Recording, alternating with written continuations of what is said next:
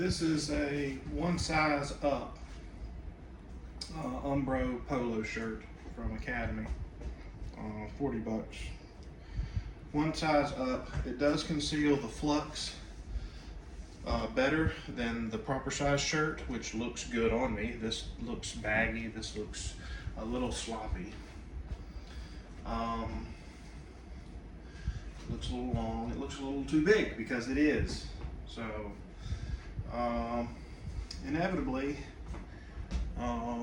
the top of the flux itself, this portion, which I actually have cut off. I actually trimmed this down to the what do they call it, the Special Forces cut, where they cut off the top portion, mainly on a SIG 320, but it also applies here. It does conceal better. I would say it conceals enough. It does have a little pokey right there, a little pokey sticking out. So it can't, that simply cannot be helped. Ooh. Yeah, I've got that going on. So, but it's enough. It is enough. One size up. I mean, on the button down to the one size up, this conceals perfectly. You cannot notice it at all. On the polo shirts though, that's kind of a game changer for me because that's the shirts I've been wearing. So for me, it's one size up for polo is cost of operation for carrying the flux. Unless you're going out on a restaurant, in which case you may have to put the flux in the small of the back and the 19 here. It would definitely be overkill for going out at a restaurant, but things happen when you're out at a restaurant. Nobody, bad guys don't take a break because you decided to do something nice for your girlfriend. So but that's it. Oversized polo, 40 bucks, and I just gained a PDW on the street.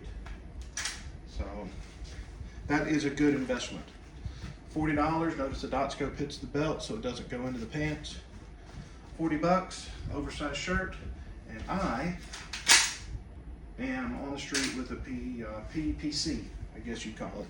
Not quite a PDW. PDW is a little bigger. Technically it's USW.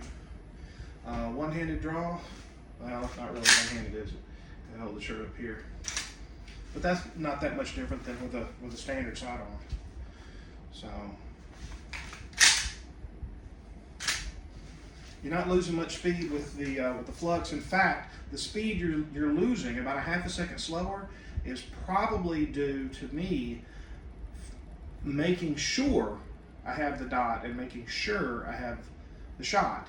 With the handgun, a lot of times I can rush it and miss a target or not shoot as well because I'm not slowing down and making sure I have the dot. I'm doing that with this. So that half a second is minus me rushing the pistol, which now we're talking about maybe a quarter second difference between the two of them.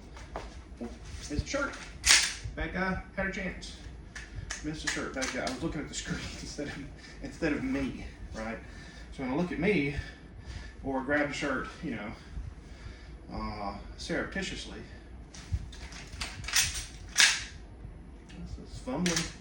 Saw Chris Costa fumbling a lever action gun trying to run it. So when professionals fumble something, assume you're going to fumble it under stress. If we fumble it regular time, you're going to fumble it under stress as well. Keep looking at the computer screen and not my gun itself. So let's try not looking at the let's look at a target. Let's shoot that right there. Bang. All right.